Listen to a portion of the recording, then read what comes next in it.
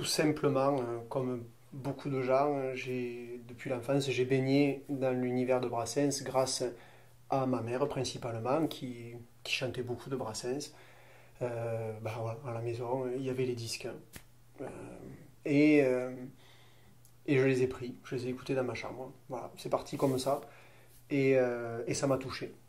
Ça m'a touché, même voilà, étant enfant. Et c'est le seul artiste qui, à ce point, me suit au fur et à mesure des années. Bon, évidemment, je ne suis pas encore très vieux, je ne sais pas ce qui se passerait, j'ai que 82 ans, mais quand j'ai l'impression que voilà, il va rester avec moi, et je pourrais m'en nourrir surtout. C'est pas juste du fétichisme, hein, de se dire tiens, je vais écouter La Chasse aux papillons et Brave Margot de temps en temps. Non, c'est pas du fétichisme, c'est une nourriture, c'est une réelle nourriture humaine, spirituelle et tout ça.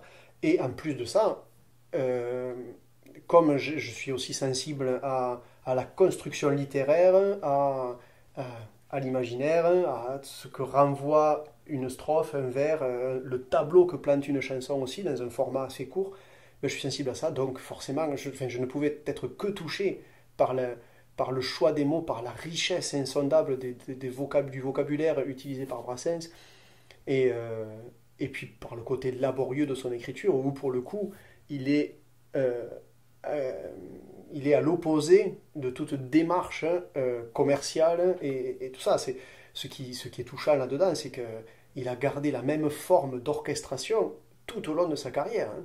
Une guitare à accompagnement, une guitare mélodique, pas tout le temps, et la contrebasse, et la voix, et puis c'est tout.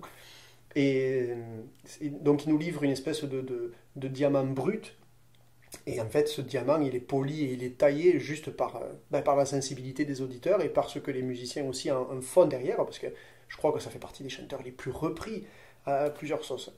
Et puis mon rapport avec Brassens a été nourri aussi parce que j'ai la chance d'avoir un oncle qui se produit, qui aime beaucoup Brassens et qui se produit avec les chansons, entre autres de Brassens, mais principalement de ça.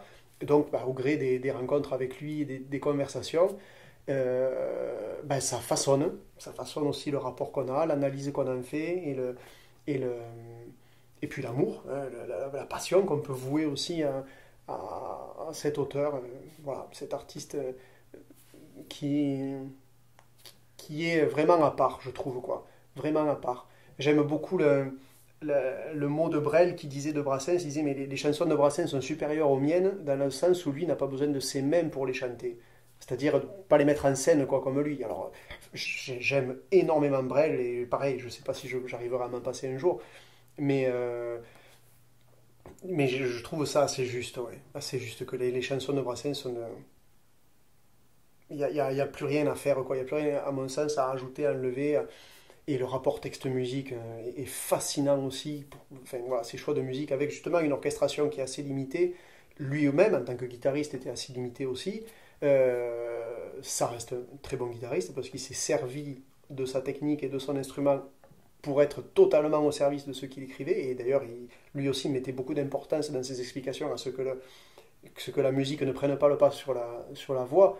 Et voilà, ça je trouve ça sans cesse en renouvellement en fait, c'est ce qui est formidable. Alors, on en a surtout beaucoup parlé cette année aussi, et je sais pour l'avoir entendu que beaucoup de gens qui aiment Brassens auraient dit mais ils n'auraient pas aimé avoir autant de fracas pour son centenaire, ben, il y a de tout. J'aime bien la formule, moi qui dis mais j'accepte que ça passe par moi ou que ça ne passe pas. Voilà. Si, si cette idée, si cette façon de mettre en scène quelque chose ne me plaît pas, ça passe pas par moi, ça va passer par les autres, ok, ils sont sensibles. Si cette idée politique, si ce personnage-là ne me plaît pas, ne me convient pas, si cette analyse de l'histoire, de la société ne me plaît pas, ben, ça passe pas par moi. Ça va pas passer par mon vote, ça va pas passer. Bon, c'était juste une petite parenthèse pour dire que j'arrive à me satisfaire de beaucoup de choses. Euh, voilà, pour en revenir à Brassens, ben, j'ai passé aussi un nombre d'heures incalculables avec ma guitare à chanter, à faire mienne les chansons, ou même à réciter juste les poésies pour la beauté du texte. Et je crois que c'est véritablement Brassens et la façon de mettre donc en scène et d'utiliser les mots chez Brassens qui m'a ouvert aussi les portes vers la poésie de façon plus générale. Alors, il n'y a pas que Brassens, il y a aussi, et ça c'est quelque chose de très marquant aussi dans ma vie, c'est une prof de français que j'ai eue au lycée, qui s'appelle Claire Bressolette. Euh, je l'ai eue au lycée Clémenceau, je crois que c'était en première et terminale. Elle était musicienne aussi, cette dame, et j'ai pris aucune note pendant 2 ans de tous les cours. Aucune note, mais j'ai l'impression d'avoir tout bu. Et je suis arrivé à l'oral du bac et au bac avec une espèce de confiance et même dans l'entretien, enfin, j'étais ravi, je suis tombé sur une fable de La Fontaine et elle en parlait avec telle passion. Et cette femme je pense que ça a été un déclic. Je crois que ça a vraiment été un déclic. Tout ça aussi additionné avec les premiers cours de philo, où dans mon premier cours, la prof dit une des recherches principales de la philosophie, c'est la recherche de la sagesse.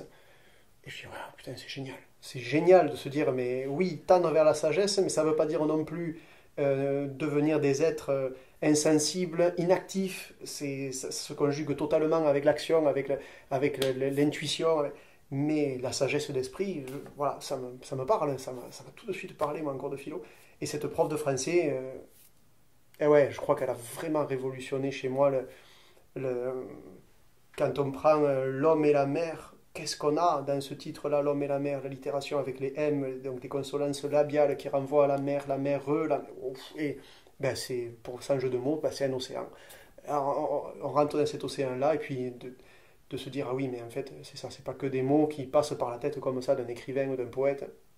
Qu'est-ce qu'il en fait, quoi? Qu'est-ce qu'il en fait? Qu'est-ce qui va venir piquer chez l'auditeur, ou chez le lecteur plutôt, et qu'est-ce qui renvoie de sa propre perception de la vie? de... Voilà, donc là, ça m'a allumé. Ça m'a totalement allumé. Et, euh, et donc, j'ai évoqué tout à l'heure une poétesse. Je faisais référence à Anna de Noailles, qui est une poétesse de la fin du 19e au début 20e, je crois. Et j'ai été frappé par une de ses poésies un jour et que j'ai apprise par cœur. Donc, ça s'appelle La vie profonde.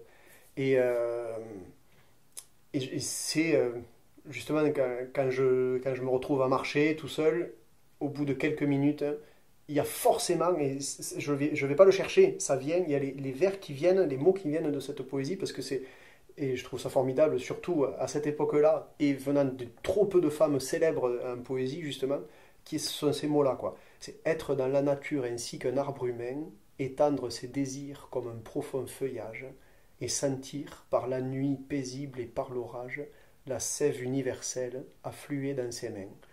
Et voilà, je ne vais pas réciter tout le poème, mais c'est formidable, donc je renvoie tout le monde à aller se nourrir de cette poésie-là. Et je parlais tout à l'heure de sève universelle, en fait, ben,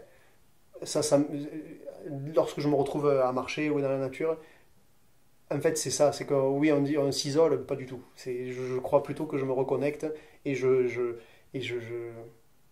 ben, si cette notion de sève universelle me revient tout de suite en tête, et par rapport à cette poésie, c'est principalement grâce à ça, grâce à cette poésie de Noailles.